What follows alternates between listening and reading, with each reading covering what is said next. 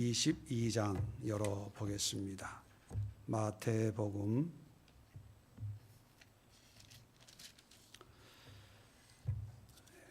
17절부터 22절까지입니다. 38면에 있습니다. 마태복음 22장 17절부터 22절까지 우리 함께 찾아서 내용을 생각하면서 합독하도록 하겠습니다. 17절부터 함께 합독합니다. 시작. 그러면 당신의 생각에는 어떠한지 우리에게 이루소서. 가이사에게 세금을 바치는 것이 옳으니까 옳지 아니하니까. 예수께서 그들의 악함을 아시고 이르시되 외식하는 자들아 어찌하여 나를 시험하느냐. 세금 낼 돈을 내게 보이라 하시니 데나리온 하나를 가져왔거늘 예수께서 말씀하시되 이 형상과 이 글이 누구의 것이냐. 이르되 가이사의 것이니이다. 이에 이르시되 그런즉 가이사의 것은 가이사에게 하나님의 것은 하나님께 바치라 하시니 그들이 이 말씀을 듣고 놀랍게 여겨 예수를 떠나가니라. 아멘. 자, 오늘은 우리 나라를 위해서 지금의 어떤 시국을 위해서 함께 기도하는 시간을 가지려고 합니다. 왜냐하면 물론 온 세계가 여러 가지 문제로 요동하고 있습니다. 아마 요즘이 지금까지 우리가 겪었던 어떤 세계 정세와는 전혀 달리 어떤 새로운 세계 판도가 재편되는 과정 중에 있다고 저는 봅니다. 그러다 보니까 우리나라만 어려운 게 아니라 모든 나라, 미국은 미국대로, 유럽은 유럽대로, 또 중동은 중동대로 여러 가지 상황 하에서 가장 어렵고 힘든 그런 때를 보내고 있지요. 그런데 우리나라로 보면 여러 가지 어렵지만 특히 어려운 것은 그 정치적인 소용돌이 속에 기독교가 어느 때보다 깊이 개입이 돼 있다는 것입니다. 뉴스를 통해서 아시겠지만 경남 지역에 있는 큰 교회 목사님이 이제 선거법 위반으로 구속되는 그런 지경에 이르렀고, 또 교회가 정치적인 면에 깊숙이 개입이 돼서 사법 조사를 받고 또 여러 가지 구설수가 이제 있는 그런 상황이고요. 또 정치의 현장 1번지라고 할 수 있는 광화문에 가면 이제 기독교 기치를 내건 어떤 그런 교회나 종파나 그런 분들이 이제 있는 것을 아마 쉽게 접할 수 있는 그런 때가 됐습니다. 이런 상황에서 많은 교회와 또 성도들이 혼란과 혼동 속에 있게 됩니다. 목사님들의 정치 성향 또 어떤 입장에 따라서 정치적인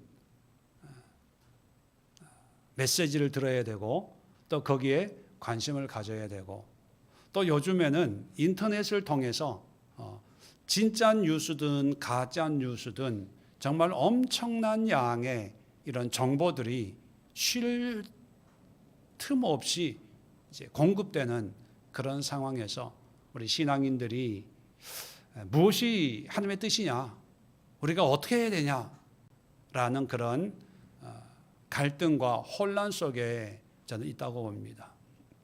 한 가지 비근한 예로 한국의 대형 교회 목사님이 주일 설교를 하셨는데 설교 내용은 저도 듣지도 않고 들을 생각도 없지만 제가 궁금해서 그 교회 홈페이지에 들어가서 주일날 설교했던 설교의 제목만을 한번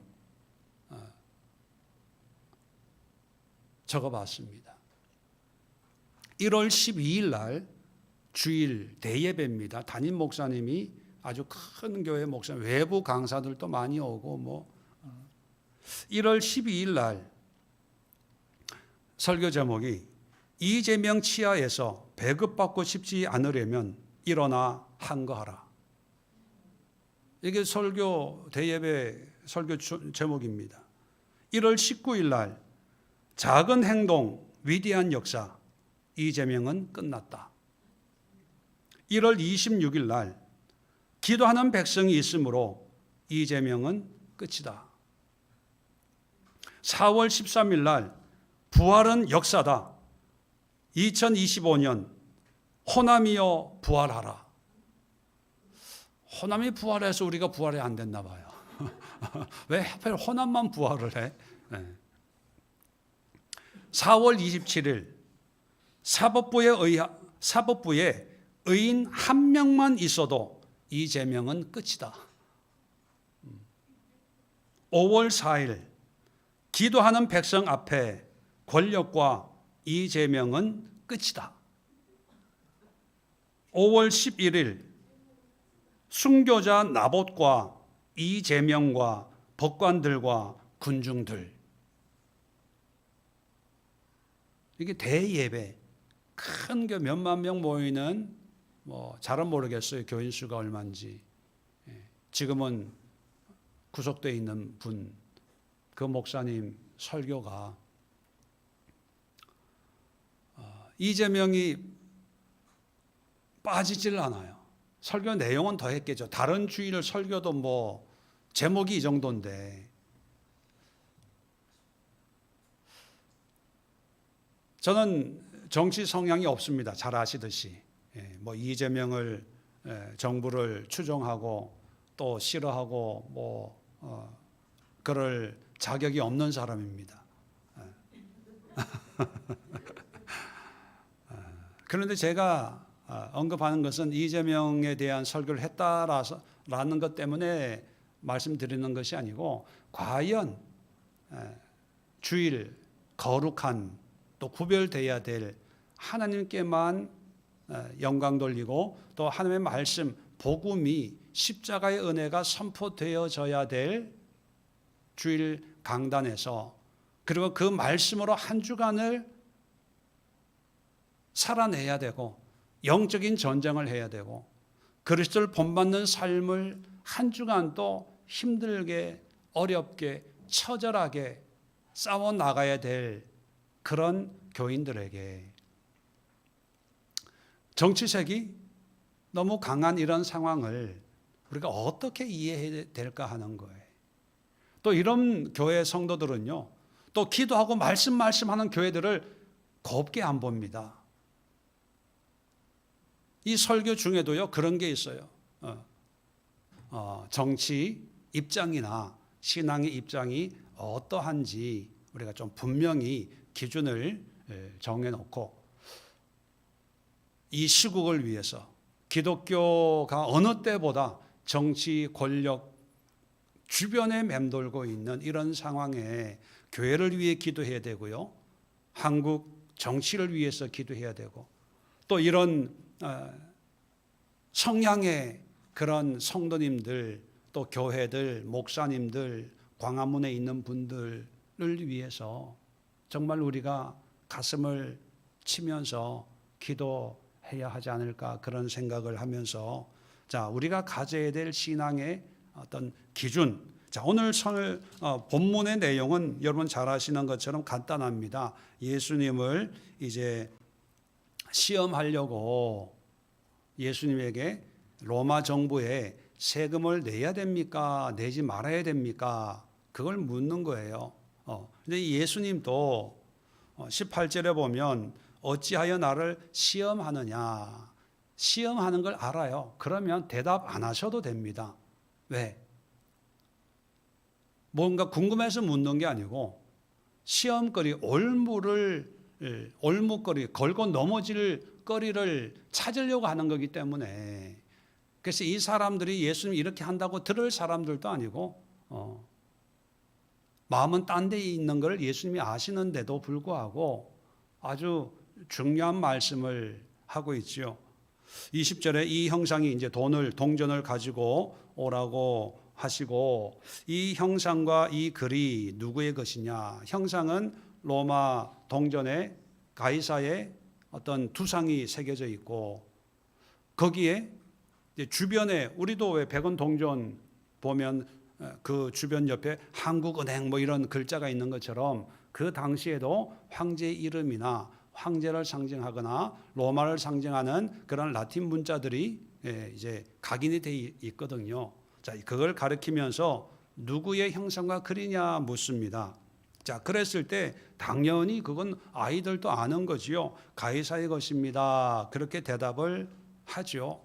자, 그랬을 때 21절에 그런즉 가이사의 것은 가이사에게, 하나님의 것은 하나님께 바치라. 자, 이게 참 중요한데요. 예수님을 시험하는 사람들은 세금을 내야 되냐 말아야 되냐 가불을 물어요. 그걸 이제 대답을 기대하는 거죠. 근데 예수님의 대답은 영 엉뚱한 거예요. 자, 여기서 우리가 세 가지 기준을 생각해 볼 수 있는데, 첫 번째, 정치와 종교는 분리되어야 된다는 거예요. 가이사의 것은 가이사가 상징하는 게 어떤 정치적인 의미라면, 하나님 신앙적인 거죠. 그래서 우리나라 헌법도 종교가 분리됩니다. 분리되는 것이 헌법에 명시가 되어 있어요. 왜 정치와 종교가 분리되어야 되냐 하면, 이것은 원래 의도는 뭐냐 하면 종교를 보호하기 위함입니다. 원래는 세상 권세가 종교 권세보다 컸잖아요. 컸기 때문에 간섭할 수 있다는 거죠. 중국이나 북한 같은 경우에 이제 북한도 기독교가 있고 불교가 있어요. 천주교회가 있습니다. 형식적인. 그런데 종교가 분리되어 있는 게 아니라 정치 권력이, 노동당이, 공산당이 종교를 지배하고 있기 때문에 그게 종교가 있지만 형식적이 되는 거죠. 자, 이런 걸 방지하기 위해서 어떤 외부의 어떤 힘의 영향을 미치지 못하도록 정치는 정치, 종교는 종교, 이것을 헌법적으로 분리해 놓은 거예요. 그렇기 때문에 이것은 상황과 여건이 좀 달라질 수 있지만 각각의 의미와 가치가 있음을 인정해 줘야 됩니다. 종교는 종교의 어떤 그런 가치가 있고, 정치는 정치의 가치가 있는데, 민주 정치의 가장 큰 가치는 뭐냐 하면 토론입니다. 투표, 선거. 고상하게 말해서 토론이지만 좀 현실적으로 표현하면 싸움에, 정책적인 싸움이 필연적인 거예요. 뭐 민주당, 무슨 당, 공화당, 미국도 그렇잖아요. 매일 싸워요, 매일. 근데 이게 정치적인 민주 정치의 특징이잖아요. 그게 싫으면 공산당으로 가야 돼요. 공산주의로. 싸우기 싫으면. 그럴 수 없으니까 그 민주 정치의 특징인 선거와 여당과 야당 뭐 이런 그런 어떤 정치적 역학관계, 또 이게 정권이 바뀌기도 하고 또 바뀌기도 하고 뭐 우여곡절을 겪는 것이, 그것이 이상한 게 아니고요. 정치가 가지고 있는 가장 의미 있는 특징입니다. 그래서 민주주의라고 하는 거예요. 그런데 그것을 바로 잡겠다고 종교 권력이 개입이 돼서 이 문제를 내가 해결해 주겠습니다. 이건 안 된다는 거예요. 가이사의 것은 가이사에게 바쳐서 가이사가 뭐 죽이 되든 밥이 되든 하고, 또 하나 우리 잊지 말아야 될 것은, 이 유대인들은 신앙인들이 아닙니까? 요즘 우리식으로 얘기하면 하나님 것은 또 하나님께 해야지, 가이사에게 세금을 바쳐야 됩니까? 말해야 됩니까? 여기에 너무 집중하지 마라. 우리가 또 하늘나라에 시민권이 있는데 하나님의 나라가 있는데 그 나라의 영원한 왕이신 하나님을 생각해야 된다, 이런 거예요. 그래서 여러분,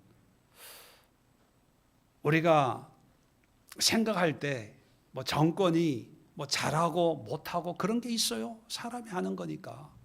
근데 그런 잘하면 잘한 대로, 못하면 못한 대로 또 정치인들이 머리를 맞대고 뭐 싸우든 뭘 하든 하여튼 그 방법은 뭐 선진국 후진국 차이가 분명히 나겠지요. 근데 그러면서 또 잘하는 거예요. 성장하는 거예요. 우리도 그랬잖아요. 정치가 옛날에 뭐 자유당 시대, 저는 어려서 잘 모르지만 뭐 순정하다가 이제 민주화 바람이 불면서 이제 국회에서 뭐 도끼로 국회 문짝을 찍고 뭐 그래 해외 토픽에 나오고 공중부양으로 이렇게 2단 옆차기처럼 해가지고 뭐 뉴스에 나 그랬잖아요. 근데 지금은 그런 일은 없잖아요. 그건 좀 이게 발전했다고 볼 수가 있습니다. 우리가 보면 좀 나쁜 사람들 기껏 뽑아 놨더니만 하는 짓거리 뭐 그렇게 보일 수가 있어요. 그렇다 하더라도 가이사가 해야 될 일은 가이사가 하도록, 그러면서 또 우리는 우리가 해야 될 그 위치 자리를 지켜야 된다. 이게 첫 번째입니다. 두 번째는요. 자, 예수님이 가이사에게서는 가이사에게 바치고 하나님의 것은 하나님께 바치라, 그렇게 얘기합니다. 처음에 바칠까요? 말할까요? 말아야 됩니까? 물어봤잖아요. 예수님의 대답은 뭡니까? 바치라는 거예요. 이 바친다는 의미를 조금 확대해서 해석하면 당시 세금은 참 중요한 백성으로서의 의무였거든요. 그리고 이 지배하는 국가에서는 그 나라를 실질적으로 통치하는 어떤 통치의 권세, 권력을 상징하는 게 세금이었습니다. 그 당시에는 말 잘 들으면 세금을 깎아주기도 하고 감면해주기도 하고 또 반란을 일으키고 이러면 아주 무거운 세금을 내기도 하고 이 세금으로 어떤 권세와 권력을 이제 보여주었거든요. 그러니까 참 이 세금 문제가 참 민감했습니다. 자, 그런 이 민감한 이 세금 문제에 대해서 바치라는 거예요. 거기에 협력하라는 거예요. 요즘 말로 표현하면 그 정권에 협조하라는 거예요. 또 하나님께도 마찬가지, 하나님 나라에도 협조하라는 거예요. 문제는 뭐냐면 어느 선까지 해야 되냐, 이게 문제인 거죠. 어느 선까지. 광화문에 나가야 되냐? 나가는 괜찮아. 근데 가서 태극기를 들고 행진을 해야 되냐? 아니면 그냥 교회에 있어야 되냐? 또 교회에서 예배 드리는데도 설교 제목을 이재명 치하에서 배급받고 싶지 않으려면 일어나 한가하라, 이런 설교를 해야 되냐? 참 이게 기준이 딱 있는 것이 아니고 모호합니다. 이것은 어떤 선을 긋기가 참 어렵습니다. 중요한 것은 무관심하지 말라는 거예요. 관심을 가지라는 겁니다. 그리고 힘들지만 세금 봉기하라, 한가하라가 아니라 백성으로서의 가장 기본적인 그런 요즘에는 국민의 4대 의무 가운데 하나가 납세의 의무지만 고대 사회는 그런 게 없었겠지요. 그러나 가이사의 지배하에 있다면 최소한의 협조를 해라. 그것을 오늘날 우리 상황에 적용하면 정치에 관심을 가져야 되고 어떻게 돌아가는지 알아야 되고 선거철이 되면 투표에 임해야 되고 또 호불호가 다 여당, 야당, 진보, 보수 다 있잖아요. 그렇다면 거기에 최소한의 어떤 협력적인 행동은 해라, 그렇게 허용을 하셨다고 볼 수가 있습니다. 그렇다고 해서 뭐 나서서 주도하고 어떤 선동하라는 그런 의미는 아닌 것 같아요. 세금을 납부하는 그런 의미로 볼 때 합당하게 정당하게 내가 그 국민으로서 백성으로서 당연히 해야 될 일을 하는 선. 그러면서 또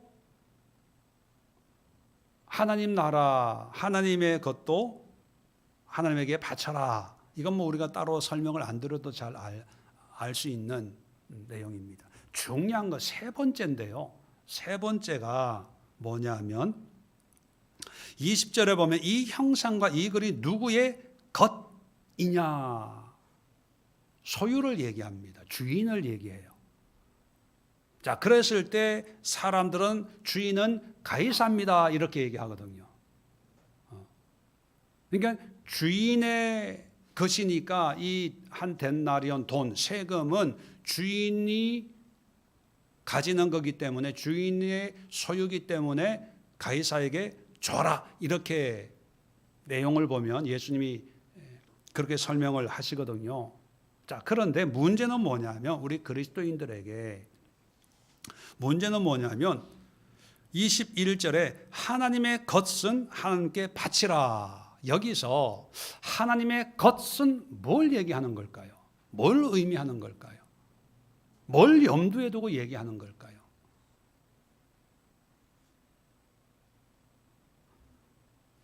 (20절에) 이 형상이 누구의 것이냐 했을 때 황제의 두 상이 이제 찍혀 있으니까 황제의 것입니다. 이 데나리온 돈은 황제의 거예요. 세금은 황제에게 바쳐야 되는 거예요. 그런데 하나님의 것은 뭘 의미하는 걸까요? 바로 이 형상. 하나님의 형상은 데나리온에는 황제의 형상이 찍혀 있지만 하나님의 형상이 찍혀 있는 것은 뭡니까? 나는 아니고 남편에게만. 우리 사람, 인간. 창세기에 보면 하나님의 형상으로 만들었잖아요. 돈에는 황제의 형상이 찍혀 있기 때문에 황제의 것이어서 황제에게 드리고, 하나님의 것, 하나님의 것이라고 하는 것은 바로 우리 인간, 사람입니다. 우리에게는 하나님의 형상대로 만들어졌잖아요. 그러니까 하나님의 형상이 있으면 누구의 겁니까? 것입니까? 하나님의 것이에요. 그러면 쉽게 정리하면 돈은 황제에게 세금으로 내고 나는 누구에게 헌신하는 거예요? 하나님께 헌신하는 거예요. 여러분, 정치에 관심은 가져야 돼요. 투표는 해야 돼요. 정당의 호불호는 가질 수 있어요. 진보, 보수, 뭐가 또 있죠? 중도, 난 무당층,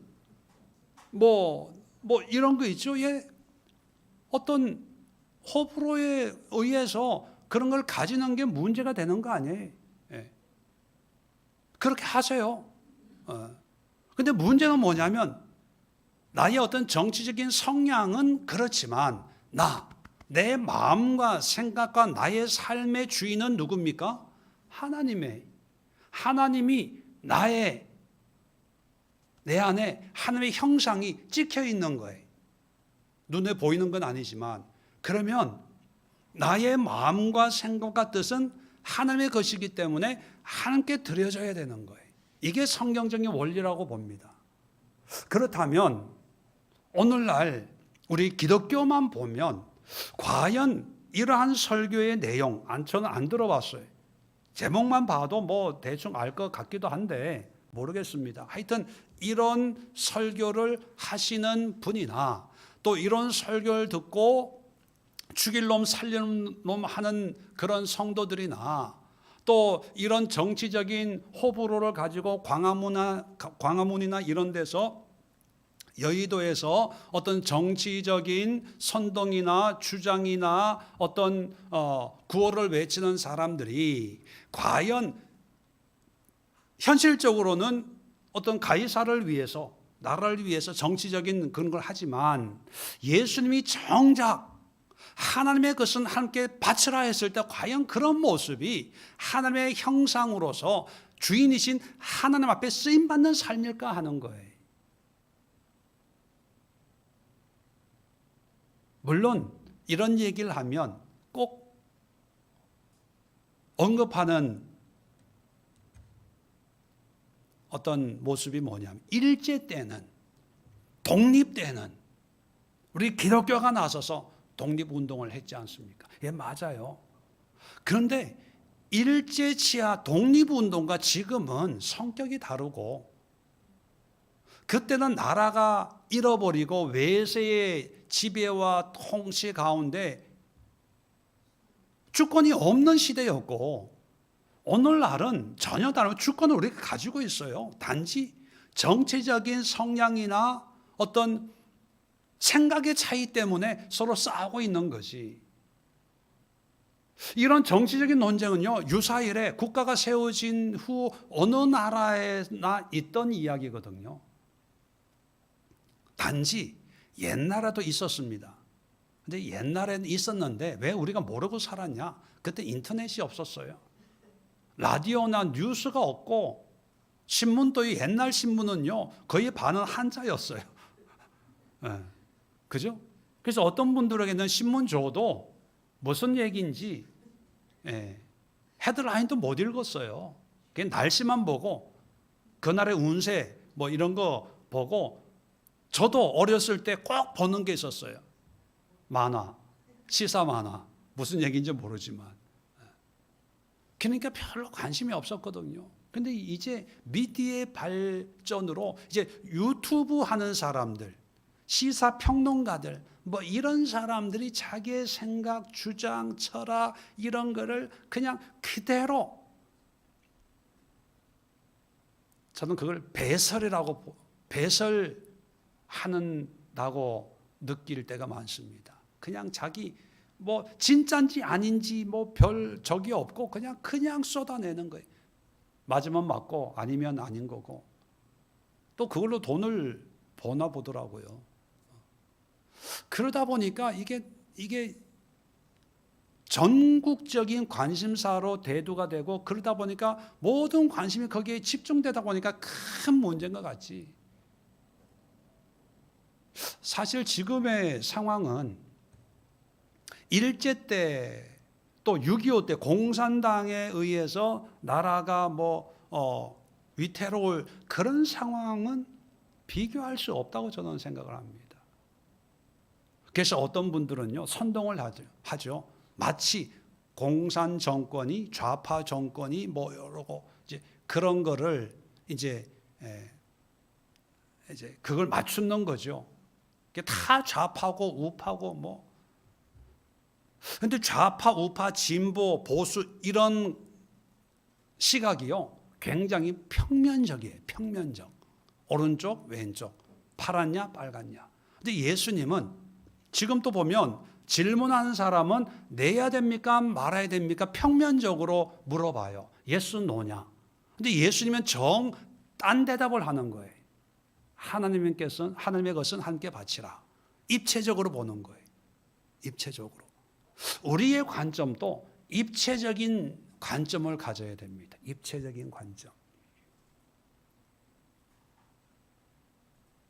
그래서 오늘 우리 나라를 위해서, 또 정치하시는 분들 위해서, 또 정치에 휩쓸려 있는 그런 교회들이나 교회 목사님들 위해서, 또 우리 교회는 그런 분들 없지만 성도들도 만나면 정치 얘기하고 뭐 이런 분위기가 교회 자연스럽게 들어오고 있는 이런 상황에서 과연 우리가 하나님의 형상을 가진 하나님의 것으로서 하나님께 우리 자신을 드리는, 우리의 마음을 드릴 수 있는 그런 신앙을 가질 수 있도록 위해서 기도할 때, 여러분 정말 심각하게, 진중하게, 또 무거운 마음으로 오늘날 기독교를 위해서, 교회들을 위해서 기도해야 되지 않나 생각을 합니다. 그래서 몇 가지 기도 제목을 함께 나누면서 세 가지 기도 제목을 제가 드릴 테니까 기억하시고 기도해 주시고, 또 이것 외에 여러분들 성령이 인도하는 대로 기도해 주시면 좋겠습니다. 첫 번째는요, 정치가 안정이 될 수 있도록, 아까 말씀드렸지만 정치적인 것은 늘 논쟁과 토론과 어떤 그런 갈등이 있는 게 당연한 거거든요, 민주사회에서. 근데 그런 갈등들이 충분히 협력과 조화를 통해서 더 나은 어떤 방법이 있을 텐데, 요 근래 쭉 정치를 보면 무슨 적폐청산이니 뭐 탄핵 뭐니 뭐죠, 계엄 무슨 이렇게 정죄하는 분위기가 계속 되다 보니까 이게 혼란이 너무 가중되는, 그래서 이 정치에 치료가 임할 수 있도록, 화합이 임할 수 있도록. 참고로 만델라라고 남아프리카 공화국 최초의 흑인 대통령이었지 않습니까? 그분이 백인들 정권에서 수십 년 동안 사형 선고도 받고 수십 년 동안 감옥에 갇혀 있었거든요. 그런데 국제사회의 압력 때문에 석방이 되고 결국은 이제 대통령이 됐습니다. 남아프리카 공화국 하면 인종차별로 악명 높은 그런 나라였거든요. 그런데 이 최초의 흑인, 그리고 가장 누구보다 핍박을 많이 받았던 이 만델라가 대통령이 돼서 다 포용한 거예요. 다 용서한 거예요. 한 사람도 감옥 보낸 사람은 없어요. 그래서 노벨 평화상도 받았죠. 왜 우리는 이런 큰 그릇이 못 될까? 탄핵을 하고 뭘 하고 계엄을 하고, 그게 좋아서가 아니라 큰 그릇으로 우리 함께 갑시다. 여러분, 기도해야 되고요. 왜? 참여해야 되니까. 우리 교인들이 가이사에게 바칠 수 있는 것은 뭡니까? 물론 세금도 바치지만 우리의 기도도 바쳐야 되겠죠. 두 번째는 한국 교회를 위해서, 한국 교회가 정말 복음으로, 말씀으로, 그리스도의 사랑으로 누구를 정죄하고 심판하는 것이 아니라 이 교회가 빛과 소금이 되어서 정말 나라가 아파할 때 그것을 치유해 줄 수 있고 소망을 줄 수 있는 그런 교회. 민주화 운동 때 그래도 천주교 명동성당이 민주화 운동하는 사람들에게 어떤 안식처와 같은 역할을 해드렸지 않습니까? 그나마 그 당시에는 어떤 위안을 주는 그런 모습이 조금은 있었는데, 요즘에 보면 위안을 주는 그런 교회들보다는 유명하다는 목사님들이 자꾸 정치적으로 거론하고 권력과 가까워지고 조창기도회 회장이 무슨 로비를 하고 목걸이를 몇 천만 원짜리 목걸이를 주고,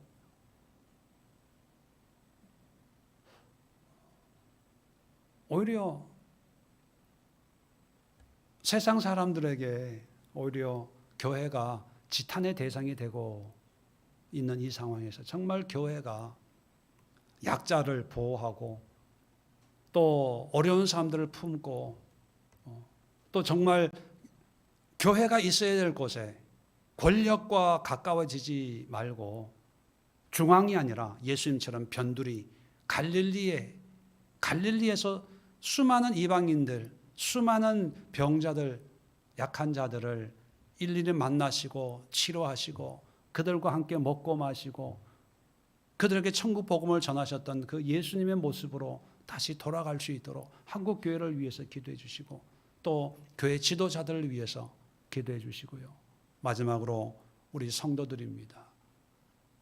이럴 때일수록 우리가 기도와 말씀과 하나님, 우리에게도 돈에는 형상은 이 율곡 심사인당 이런 분들이 있지만 그런 한국은행이잖아요. 그러니까 세금 낼 거 이런 거 한국은행에 다 내고 우리 안에 있는 형상의 주인이신 하나님께 더 집중할 수 있는, 그냥 힘들다 어렵다 사는 게 아니야, 그리고 어떤 사회의 어떤 혼란 속에 힘들어하고 있을 텐데 그럴 때 우리 성도들이 말씀으로 기도로 하나님 앞에 헌신하고 예배에 집중할 수 있는 성도들의 그런 믿음의 헌신, 은혜의 삶을 회복할 수 있도록 이 세 가지를 함께 기도하고요. 또 그 외 여러 가지 여러분들이 생각하고 있던 그런 기도의 제목들을 위해서 함께 기도하도록 하겠습니다. 자리 정돈하시고 함께 주여 한번 힘차게